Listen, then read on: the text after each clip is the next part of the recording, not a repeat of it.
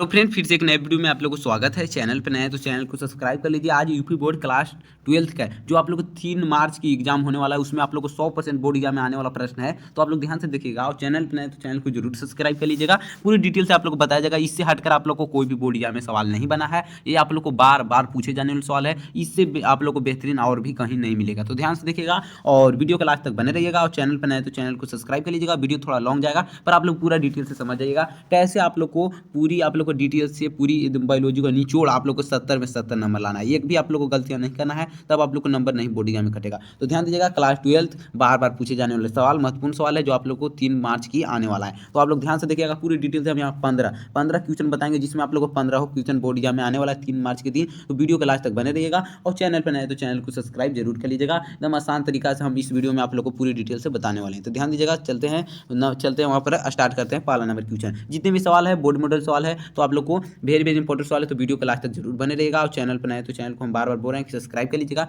तभी आप लोग को उस दिन भी मैं 7 बजे लाइव क्लास हर एक उस दिन आप लोग को 2 तारीख को लिया जाएगा। उसमें आप लोग को 3 तारीख के भी आने वाला सवाल रहेंगे। तो आप लोग लाइव क्लास में जरूर जुड़िएगा 7 बजे, ध्यान दीजिएगा। तो चलते हैं यहाँ पर, आप लोग चैनल को जरूर सब्सक्राइब कर लीजिएगा, जिससे आप लोग को नोटिफिकेशन मिल पाए। यूपी बोर्ड ने नया जारी करता है नोटिफिकेशन, तो आप लोग को सबसे पहले यहाँ पर वीडियो बना दिया जाता है। तो आप लोग चैनल को जरूर सब्सक्राइब कर लीजिएगा। तो चलते हैं, बिना देर की आप लोग को बताएंगे जितने यहाँ पर 15 को इंपॉर्टेंट टॉपिक है। 15 इंपॉर्टेंट टॉपिक है, तो आप लोग को जाना जरूरी है। तो थोड़ा सा वीडियो लॉन्ग जाएगा, तो वीडियो के लास्ट तक आप लोग बने रहिएगा और चैनल को जरूर सब्सक्राइब कर लीजिएगा। तो यहाँ पर ध्यान दीजिएगा, सेब का आभासी फल क्यों कहते हैं। ये आप लोग को बोर्ड एग्जाम में समझिए कि बार बार आने वाला सवाल है। क्या बार बार आप लोग को आने वाला सवाल है कि सेब को आभासी फल क्यों कहते हैं, इसमें पुष्प का कौन सा भाग फल की रचना करती है। ऐसे आप लोग को सवाल आएंगे, तो आप लोग को बिना देर किए आप लोग को बना लेना है। देखिए पूरा समझते आप लोग जाइएगा। निषेचन के बाद अंडाशय में फल का निर्माण होता है। क्या निषेचन अगर आप लोग होता है, तो उसके बाद अंडाशय में फल का निर्माण होता है। वह पुष्प के शेष अंग झड़ जाते हैं। ऐसे फल का सत्य फल कहते हैं। लेकिन यदि फल का विकास अंडाशय से न होकर पुष्प में किसी अन्य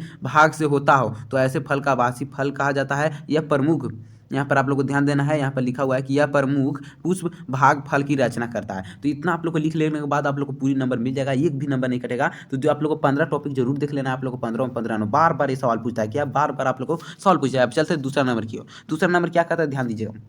दूसरा नंबर क्या कर रहा है, आप लोग को डिटेल से समझते जाना है। दूसरा नंबर है कि बहुभ्रूणता पर एक संक्षिप्त टिप्पणी लिखे। जो बहुत से ऐसे लड़कियां हैं जो बहुभ्रूणता करते हैं, अपने बच्चों को भ्रूण की में ही मार देते हैं, तो उस पर एक संक्षिप्त टिप्पणी लिखना है। जैसे कि जब किसी बीज में एक से अधिक भ्रूण विकसित होता है, इस प्रक्रिया को बहुभ्रूणता कहते हैं। बहुभ्रूणता मतलब आप लोग समझते होंगे कि जब किसी बच्चों 2 बच्चा जन्म ले लेते हैं या 3 बच्चे, तो बहुभ्रूणता हो गया। भ्रूणता मतलब एक भ्रूणता एक बच्चा, तो उसी प्रकार आप लोग को क्या लिखना है, बहुभ्रूणता। तो बहुभ्रूणता का संक्षिप्त टिप्पणी आप लोग को लिखना आता है, तो आप लोग अपन मन से भी लिख सकते हैं। जैसे जब किसी एक बीज में अधिक भ्रूण मतलब एक से अधिक भ्रूण, उसे बहुभ्रूण कहते हैं। अधिक भ्रूण विकसित होते हैं, तो इस प्रकार को बहुभ्रूण कहलाते हैं। ये बीजांड में एक से अधिक बहुभ्रूण कोष उपस्थित के कारण होते हैं, जैसे कि पाइनस संतरा आदि में बहुभ्रूण होते हैं। जैसे वो में जो बहुत से बीचे भी होते हैं, तो ये आप लोग को जैसे में भी लिख देना है। तो आप लोग को पूरी डिटेल से ये नंबर मिल जाएंगे। ये बार बार सवाल पूछा है, बोर्ड मॉडल सवाल है, आप लोग को बार बार यूपी बोर्ड में क्लास 12 में पूछा है। उसके बाद तीसरा आप लोग समझते जाइएगा, पूरी डिटेल से आप लोग समझते जाना है।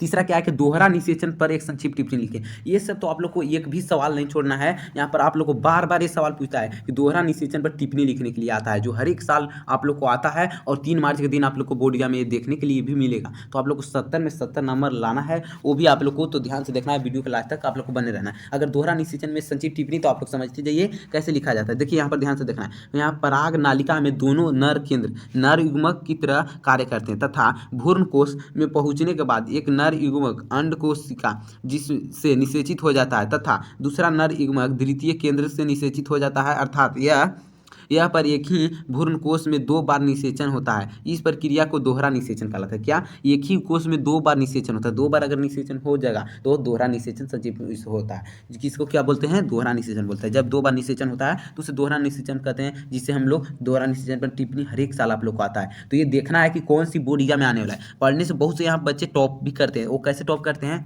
वो यहाँ पर जांच करते हैं कि कौन सवाल जो बार बार आ रहा है। तो यहाँ पर हम 15 सवाल बता रहे हैं ना, वो बार बार आ रहा है, तो उस पर हम लोग ज़्यादा फोकस करेंगे। और अधिकतर बच्चे क्या होते हैं जो पढ़ने लायक नहीं होते, टॉपर नहीं बन पाते हैं, उनका एक कारण होता है, वो सभी प्रश्न को बराबर नजरिया से देखते हैं। तो वैसे आप लोग को नहीं देखना है, जो सवाल बार बार आ रहा है उस पर आप लोग को ज़्यादा फोकस करना है। तो यहाँ पर आप लोग तीसरा समझिए। उसके बाद चौथा समझ लीजिए, ध्यान दीजिएगा।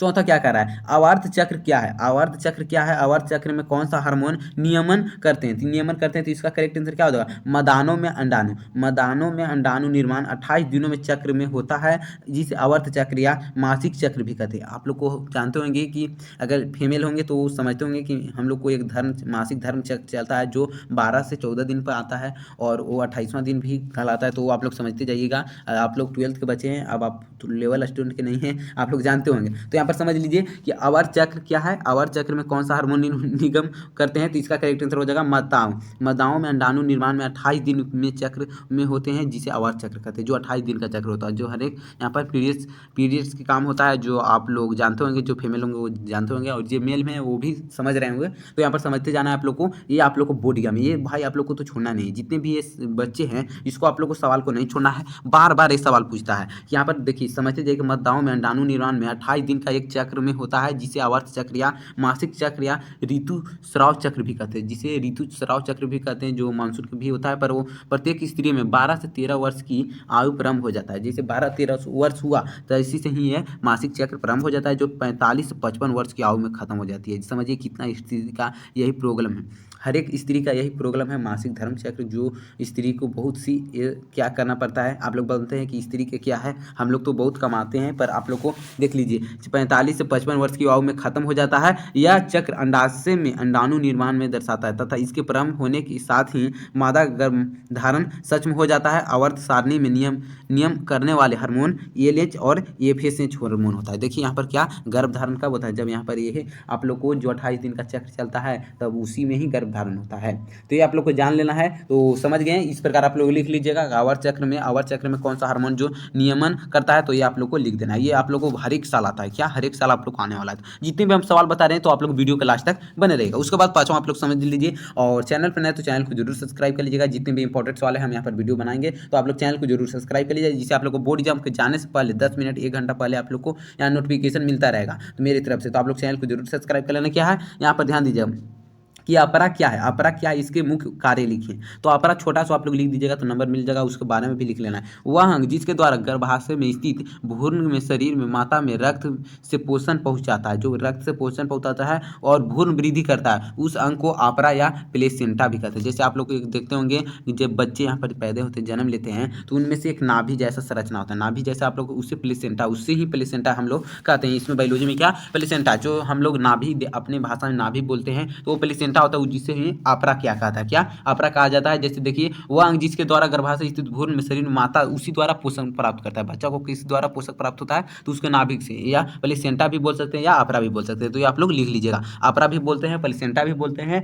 और आप हम लोग बोलचाल की भाषा में उसे नाभि भी बोलते हैं, तो उसे प्लेसेंटा भी कहते हैं, जो भ्रूण द्वारा माता से रक्त में पोषण पहुंचाया और भ्रूण का वृद्धि करता है, उसे उसी प्लेसेंटा द्वारा माता के वो अपने भोजन से वो अपना भोजन प्राप्त करता है बच्चा, तो इसलिए उसे नाभि या प्लेसेंटा या अपरा भी कहते हैं। उसके बाद यहाँ पर लिख लीजिएगा 5, यहाँ पर देखिए लक्षण भी है तो ध्यान देना है। देखिए इसके द्वारा भ्रूण को पोषण एवं ऑक्सीजन प्राप्त करता है, क्या क्या प्राप्त करता है, कार्य भी है, क्या कार्य आप लोग को यहाँ लिख देना होता है। जैसे आप लोग इतना लिखिएगा तो फुल नंबर तो नहीं मिलेगा, तो आप लोग को कार्य भी लिख लेना। इसके द्वारा पोषण एक ऑक्सीजन प्राप्त करता है, कार्य में एकदम आसान है, ऑक्सीजन प्राप्त करता है। इसके द्वारा उत्सर्जित पदार्थ को भ्रूण से रुधिर में पहुंचाता है। और यहाँ पर ग क्या है 3 लिखना है कि अपरा द्वारा सर्वाधिक हार्मोन में गर्भावस्था बनाए रखने के लिए शिशु के जन्म में ही गर्भावस्था बनाए रखने के लिए किया जाता है। उसके बाद आप लोग सहायक जान लिए कि शिशु के जन्म में सहायक होते हैं, ये क्या होता है, जो अपरा है जो शिशु के जन्म में सहायक होते हैं, शिशु को वृद्धि में सहायक करते हैं। तो आप लोग समझ गए हैं। तो उसके बाद आप लोग छठा समझ लीजिए। उसके बाद क्या छठा समझ लेना है, छठा क्या करे आप लोग इसके ऊपर हम बोल रहे हैं। देखिए छठा है कि चिकित्सकीय गर्भाशय संपादन में क्या करते हैं, जो चिकित्सकीय माने जो डॉक्टर लोग होते हैं वो गर्भाशय संपन्न में क्या करते हैं। जैसे कि यह एक ऐसी प्रक्रिया होती है जिसमें गर्भ अवधि पूर्ण होने से पहले ही गर्भपात कर दिया जाता है। यह प्रक्रिया प्रथम तिमाही अथवा 12 सप्ताह तक ही सुरक्षित होती है। इस प्रक्रिया का उद्देश्य बलात्कार एवं असुरक्षित, यहाँ पर आप लोग समझते जाइएगा थोड़ा सा, यहाँ पे देखिए असुरक्षित और यौन संबंध उत्पन्न अनचेर गर्भ शिशु में जन्मजात रोग आदि दर्शाते हैं। गर्भ समापन करना होता हो, लेकिन आज के समय में इसका दुरुपयोग करना भ्रूण हत्या में किया जाता है, जिसे सरकार और गैर कानूनी बताने हुए इस पर रोक लगाने का कानून बनाया गया। अधिकतर यहाँ पर आजकल के डेट जो 2025 चल रहा है, आजकल की जमाना है जो भ्रूण हत्या बहुत ज़्यादा हो रहे हैं, क्या हमारे देश में भ्रूण हत्या ज़्यादा हो रहे हैं। इस पर एक सरकार कानून भी बनाया जिसे अपराध कानून भी कहते हैं। जैसे कि यहाँ पर भ्रूण सुरक्षित यहाँ रहता है है कि आप लोग 3 सप्ताह में ही भ्रूण यहाँ पर आप लोग उसे खत्म कर सकते हैं। या यहाँ पर क्या लिखा हुआ है, ये प्रक्रिया अवधि पूर्ण कम से कम आप लोग को 1 मंथ ही लिया जाता है, पर यहाँ पर तो अधिकतर यहाँ 6 महीना होने के बाद भी वो भ्रूण को गिरा देते हैं, जिसे क्या कहते हैं, जीव हत्या, जिसे जीव हत्या या भ्रूण हत्या कहते हैं या गर्भ संपन्न भी कहते हैं। लेकिन आज के समय में इसका दुरुपयोग करने या भ्रूण हत्या में किया जाता है, जिसे हम गैर कानूनी भी बताते हुए इसे रोक लगाने का कानून बनाया गया। इसे अगर कीजिएगा तो आप लोग को रोक लगाने के लिए कानून भी बनाया गया, पर यहाँ पर आजकल के युग में बहुत ऐसे आप लोग को नहीं करना चाहिए। या आप लोग अगर जितने भी यहाँ पर हम लोग को बहन जो लोग पढ़ रहे हैं वो इस वीडियो को देखकर भी आप लोग समझिएगा, आप लोग पढ़े लिखे हुए हैं तो आप लोग भ्रूण हत्या नहीं करना है। आप लोग कर सकते हैं, 1 सप्ताह में कर सकते हैं, अधिकतर तो यहाँ 3 महीना 4 महीना होने के बाद 6 महीने जो बच्चों को जन्म होने पर समझते होंगे कि आप लोग को जैसे ही 5 से 6 महीना होता है तो बच्चा बनना वो स्टार्ट हो जाता है, उनका शरीर निर्माण होने लगता है, तब पर भी भ्रूण हत्या करते हैं वो आप लोग को ये क्या है, कानूनी अपराध है। तो ऐसे आप लोग को नहीं करना है। जैसे आगे समझिए आप लोग 7वां नंबर क्वेश्चन, हम थोड़ा सा यहाँ पर स्लो बोल रहे हैं तो ध्यान दीजिएगा। आप लोग 7वां नंबर क्वेश्चन समझिए कि 7वां नंबर क्वेश्चन क्या करा है। उसके बाद आप लोग 15 क्वेश्चन है, तो आप लोग वीडियो को लास्ट तक बने रहिएगा और चैनल को जरूर सब्सक्राइब कर लीजिएगा। तो चलते 7वां नंबर क्वेश्चन क्या करा है, आप लोग ध्यान से समझिएगा।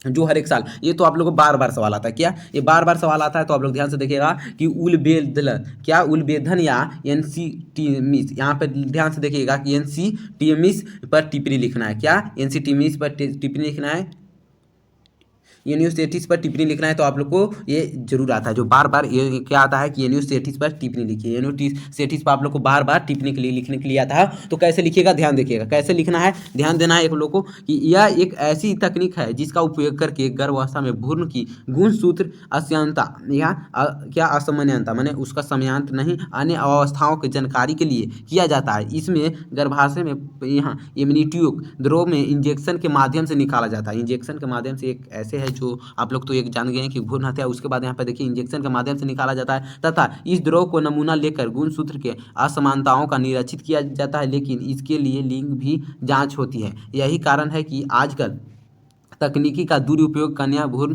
हत्या के लिए किया जाने लगा है। भारत सरकार लिंग परीक्षण के गैर कानूनी घोषित कर दिया। जितने बच्चे ये तकनीकी पहले चलता था जो आप लोग को जांच करने के लिए, पर आजकल के उससे भ्रूण हत्या करने की कोशिश कर दी है। जैसे मान लीजिए कि आप लोग यहाँ पर बेटी या बेटा पता चला तो अधिकतर बेटी होने पर भ्रूण हत्या कर देते हैं, तो ऐसे आप लोग को नहीं करना चाहिए। आप लोग देखे होंगे कि जितने भी बिजनेसमैन आदमी हैं वो बेटी ही रखते हैं, तो आप लोग को ऐसा नहीं करना चाहिए कि जिनको है तो उसको जीवन देने की अधिकार है आप लोगों को, उनका पृथ्वी पर आना एक धर्म है, तो आप लोग ध्यान दीजिएगा। उसके बाद 8वां सवाल आप लोग समझिए कि मधुमक्खी में लिंग का निर्धारण कैसे होता है। अब यहाँ पर आप लोग को मधुमक्खी में समझना है, तो मधुमक्खी में 3 प्रकार के मधुमक्खी होते हैं, जैसे कि रानी मधुमक्खी, श्रमिक मधुमक्खी और नर या ड्रोन मधुमक्खी। तो आप लोग यहाँ पर ध्यान से समझिएगा रानी मधुमक्खी क्या है। रानी मधुमक्खी क्या है, यहाँ पर आप लोग समझिए कि रानी मधुमक्खी का विकास निषेचित के अंडे में होता है, श्रमिक मधुमक्खी का विकास निषेचित अंडे से होता है, जबकि नर मधुमक्खी का विकास अनिषेचित अंडे से होता है। रानी मधुमक्खी और नर मधुमक्खी का काम सिर्फ क्या है, यहाँ पर ध्यान देना है कि काम सिर्फ क्या है, संतान उत्पन्न करना। क्या रानी मधुमक्खी और जो निषेचित मधुमक्खी रहते हैं उनका क्या है, संतान करना, संतान उत्पन्न करना, जबकि श्रमिक मधुमक्खी का काम फूलों से मधुरस को इकट्ठा करना होता है। श्रमिक मधुमक्खी में अलैंगिक अंग अविकसित होता है, माने यहाँ पर क्या होता है, जो श्रमिक मधुमक्खी रहता है वो फूलों से अपने क्या रस को चूस लेते हैं, उसमें क्या होता है कि अलैंगिक अंग विकसित होता है, उसमें लैंगिक अंग नहीं होता है। वो एक दूसरे से यहाँ पर क्या एक दूसरे से रिप्रोडक्शन करके वो नहीं यहाँ पर जन्म उत्पन्न करते, संतान उत्पन्न नहीं करते, वो फूलों से चूस कर ही उनका हो जाता है, उनका में अलैंगिक अंग अविकसित होता है, वो रहवे नहीं करता है, अलैंगिक अंग नहीं होता है। उसके बाद आप लोग 9वां नंबर सवाल देख लीजिए, जो हर एक साल आप लोग को बार बार सवाल आते रहते हैं, तो 9वां नंबर सवाल आप लोग को देख लेना है। 9 नंबर सवाल क्या करा है, 15 ऐसे सवाल है तो और 6 सवाल है, तो आप लोग कुछ क्षण के बाद है हम यहाँ पर समाप्त हो जाएगा। ध्यान देना है, पूरी डिटेल से आप लोग समझते जाइएगा। और अगर आप लोग को बोर्ड एग्जाम आए तो एक बार जरूर यहाँ पर देख कर जाना है। आप लोग को चैनल पर आए तो चैनल को सब्सक्राइब कर लीजिएगा। अगर एक बार में आप लोग को नहीं समझ आए तो 2 से 3 बार जरूर इस वीडियो को करके देख लेना। तो चलिए यहाँ पर ध्यान दीजिएगा। 9 नंबर क्वेश्चन क्या कर रहा है, ध्यान दीजिएगा।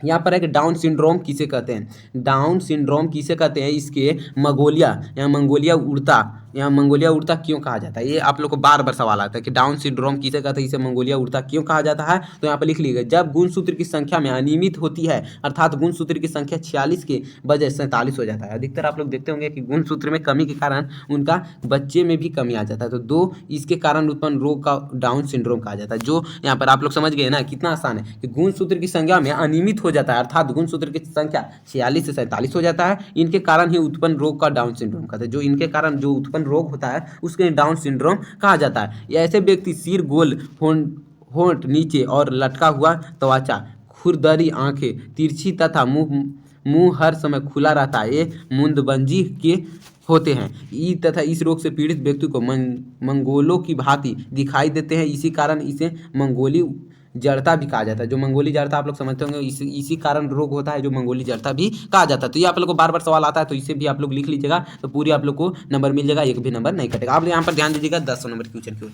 10 नंबर क्वेश्चन क्या कर रहा है, आप लोग को ध्यान देना है। तो चलिए ध्यान 10 नंबर क्वेश्चन पर यहाँ पर ध्यान देना है कि डीएनए फिंगरप्रिंट आप लोग जानते हो कि डीएनए फिंगरप्रिंट पर एक संक्षिप्त टिप्पणी लिखें। तो आप लोग ध्यान दीजिएगा डीएनए फिंगरप्रिंट क्या है, जो अधिकतर यहाँ पर जांच किया जाता है। अधिकतर केसेस में डीएनए फिंगरप्रिंट भी जांच किया जाता है, जो हर एक साल आप लोग को बोर्ड एग्जाम में आता है कि बच्चे जाने इसके बारे में जाने और संक्षिप्त टिप्पणी लिखकर समझाएं। तो देखिए डीएनए फिंगरप्रिंट एक ऐसी तकनीक है जिसके द्वारा किसी खूनी, बलात्कारी, अपराधी तथा मृतक की जांच की जाती है। ऐसे तकनीक में व्यक्तियों में डीएनए में पाए जाने वाली विभिन्नताओं को पता लगाया जाता है। इसे सर्वप्रथम अलेक जेफरी नामक वैज्ञानिक ने बताया था। किसका, इसको आप लोग वैज्ञानिक का नाम लिखना है कि अलेक जेफरी नामक वैज्ञानिक ने बताया था। डीएनए फिंगरप्रिंट के लिए व्यक्ति का रुधिर, लाल बाल, वीर्य, योनि, द्वार या अन्य पदार्थ से डीएनए लेते हैं तथा इसी प्रकार दूसरे व्यक्ति में डीएनए लेते हैं तथा उसे समानता के यहाँ पर समानता के यहाँ पर समझ लेना है आप लोग को, समानता कर देखते हैं, समानता करके देखते हैं कि डीएनए मिल रहा है कि नहीं। एक व्यक्ति से दूसरे व्यक्ति में डीएनए को जांच किया जाता है।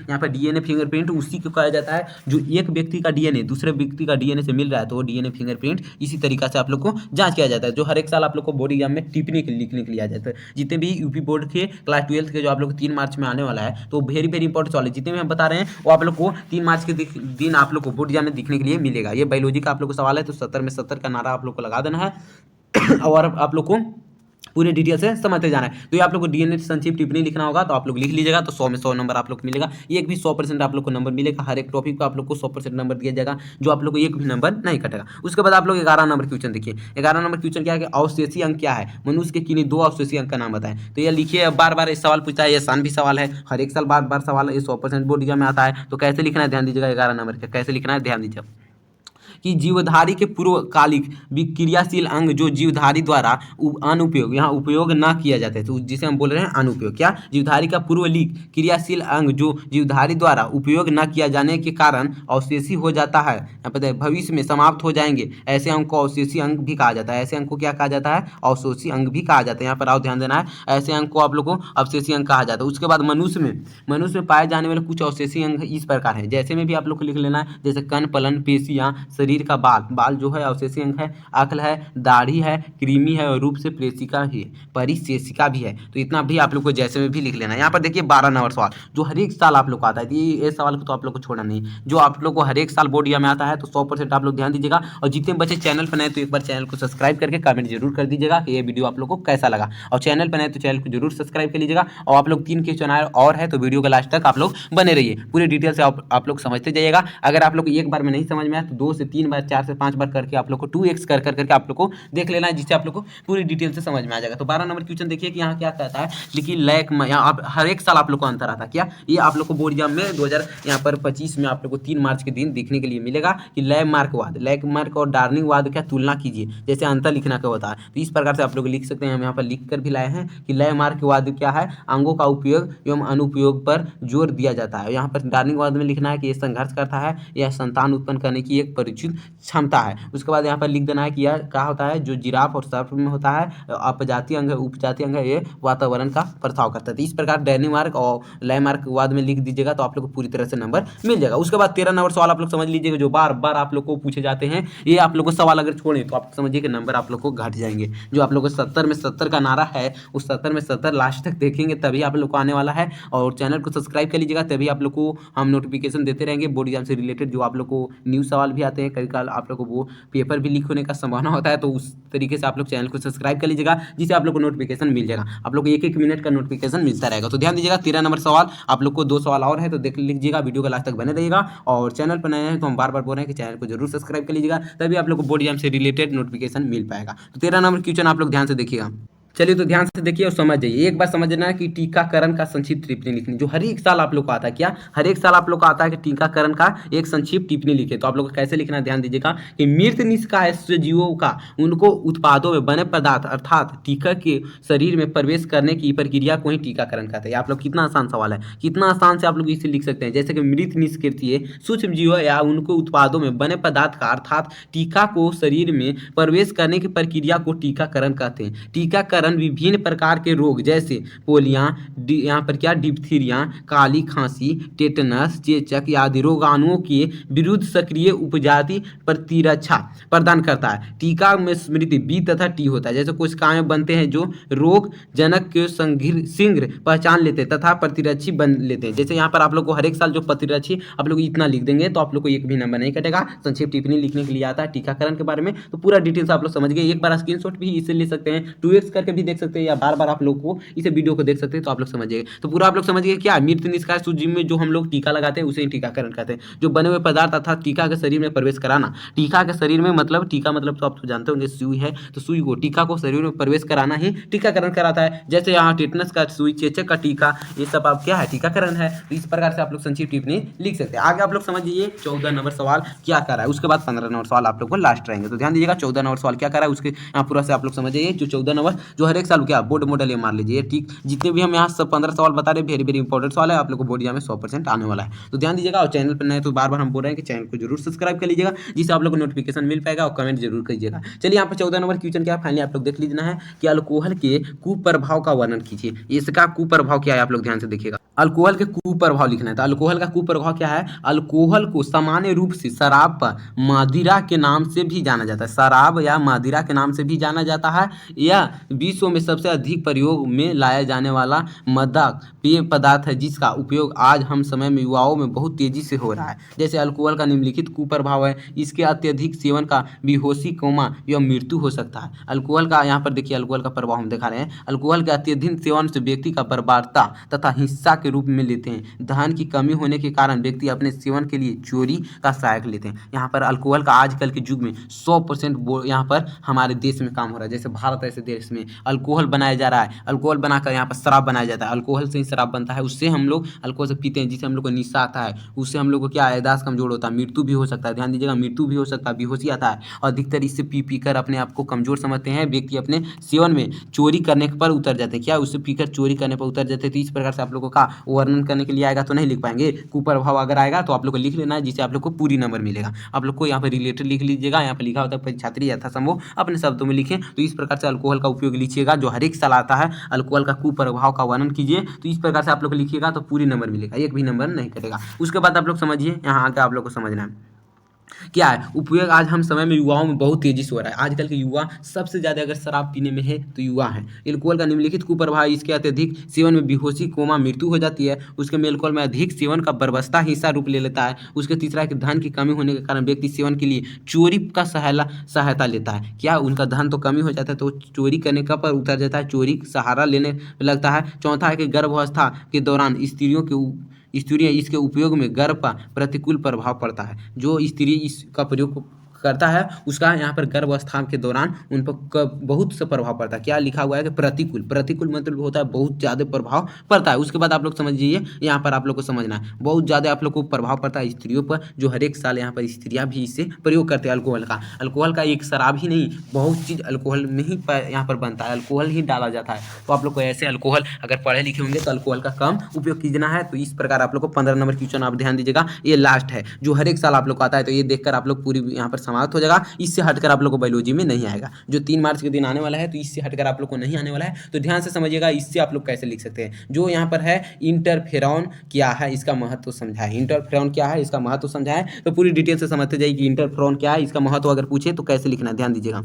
देखिए इंटरफेरॉन क्या है, तो इंटरफेरॉन अगर लिखने के लिए आए तो आप लोग को शुरू स्टार्टिंग कैसे करना है। अधिकतर बच्चे इंटरफेरॉन लिखने में गड़बड़ा जाते हैं और गलतियां कर देते हैं, जिससे उनका स्टार्टिंग अच्छा नहीं होता। तो स्टार्टिंग आप लोग को इंटरफेरॉन लिखने के लिए है तो स्टार्टिंग कैसे करना है, सबसे पहले आप लोग को ध्यान से देखना है। ये तो आप लोग को 100% गारंटी है कि बोर्ड एग्जाम में आएंगे। जितने भी हम सवाल बता रहे हैं वो बोर्ड एग्जाम में आने वाला ही है, जो आप लोग को 3 मार्च के लिए यहाँ पर कॉपी में क्वेश्चन में दिखने के लिए मिलेगा। तो आप लोग ध्यान से देखिएगा इंटरफेरॉन यहाँ पर क्या है, केशुरुकी जंतुओं में विषाणुओं से, यहाँ पर ध्यान देना है कि इंटरफेरॉन क्या है समझाएं, महत्व समझाने के लिए आप लोग को आता है। क्या यहाँ पर क्या आता है कि महत्व को समझाएं। तो कैसे लिखना है, इंटरफ्रेन कोशिकीय रूखी जंतुओं में विषाणुओं से संक्रमित कोशिकाओं द्वारा स्रावित और गैलोप्रोटीन पदार्थ है। क्या है, गैलोप्रोटीन पदार्थ है एक प्रकार का। इतना आप लोग को लिख लीजिएगा, पूरी लिख लीजिएगा तभी आप लोग को नंबर आएगा। तो इतना आप लोग अगर लिख लीजिएगा, उसके बाद आप लोग को क्या लिखना है, ध्यान से देखिएगा, जो इन कोशिकाओं को विषाणु से संक्रमण के विरुद्ध सुरक्षा प्रदान करता है। चूंकि इसके द्वारा अतः कोशिकाओं विषाणु के गुणन को रोक जाता है, इसलिए इसे इंटरफेरॉन भी कहते हैं। इसलिए इसे क्या कहते हैं, इंटरफेरॉन कहते हैं। अब इंटरफेरॉन के यहाँ पर कार्य समझ लेना है, क्या इसे क्या बाधित करता है ये समझ लेना, इसे क्या कहते हैं, इंटरफेरॉन कहते हैं। ये तो आप लोग समझिए कि क्या इतना आप लोग लिख लीजिएगा तो नंबर मिलेगा, नहीं, आप लोग को और भी लिखना है। ध्यान दीजिएगा, यहाँ है कि इंटरफेरॉन विषाणुओं में केंद्रीय अम्ल में संश्लेषित तंत्र को बाधित करते हैं, किंतु ये किसी प्रकार के कोशिका का उपचय में कोई बाधा नहीं डालता है। क्या, कोई बाधा नहीं डालता है आप लोग को। जो आप लोग को 3 मार्च के समझ लीजिए, 3 मार्च के आने वाला सवाल है। 3 मार्च के दिन आप लोग को 70 में 70 नंबर आएगा, आप लोग को एक भी नंबर नहीं कटेगा। तो यहाँ पर लोग इस प्रकार से आप लोग लिख लीजिएगा तो पूरी डिटेल से आप लोग को नंबर यहाँ पर मिल जाएगा, एक भी नंबर नहीं कटेगा। तो अगर आप लोग चैनल पर नए हैं तो चैनल को जरूर सब्सक्राइब कर लीजिएगा। 3 मार्च के दिन आप लोग को 70 में 70 बायोलॉजी में करके आना। क्या, 70 में 70 आप लोग करके आइएगा। और चैनल पर नए तो चैनल को जरूर सब्सक्राइब कर लीजिएगा, जिससे आप लोग को कोई भी नोटिफिकेशन आए तो सबसे पहले हम लोग को वीडियो यहाँ पर डाल दिया जाता है। तो आप लोग चैनल को जरूर सब्सक्राइब कर लीजिएगा। अगर आप लोग चैनल पर नए तो चैनल को सब्सक्राइब जरूर करना है, तभी आप लोग को नोटिफिकेशन बोर्ड एग्जाम से रिलेटेड मिलेगा, यूपी बोर्ड से रिलेटेड आप लोग को। तो ये 15 सवाल था जो वेरी वेरी इंपॉर्टेंट सवाल था, तो आप लोग ध्यान से देख लीजिए। और चैनल पर नए तो चैनल को सब्सक्राइब कर लीजिए। अगर आप लोग एक बार में समझ कर नहीं आया तो इसे 2x करके भी देख सकते हैं, या 3 से 4 बार करिए। और जितना हो सके अपने दोस्तों के पास इस वीडियो को शेयर कर दीजिएगा, तो वो भी ये फायदा उठा सकें। और चैनल पर नए तो चैनल को सब्सक्राइब कर लीजिएगा, और कमेंट जरूर कीजिएगा कि आज का वीडियो कैसा लगा, आप लोग को ये बोर्ड एग्जाम में आएगा कि नहीं। आप लोग एक बार जरूर कमेंट अपने राय को करिएगा। और अगला वीडियो किस टॉपिक पर आए जो आप लोग को आसान लगे, इसी ऐसी टॉपिक आप लोग को ले आए, तो आप लोग कमेंट कीजिएगा कि सर अगला टॉपिक इस पर वीडियो बना दीजिए, तो हम उस पर भी वीडियो बना देंगे। तो आप लोग चैनल को जरूर सब्सक्राइब कर लीजिएगा। तो मिलते हैं अगली वीडियो में, तब तक के लिए आप लोग पढ़ते रहिए। चैनल पर नए तो चैनल को सब्सक्राइब कर लीजिएगा।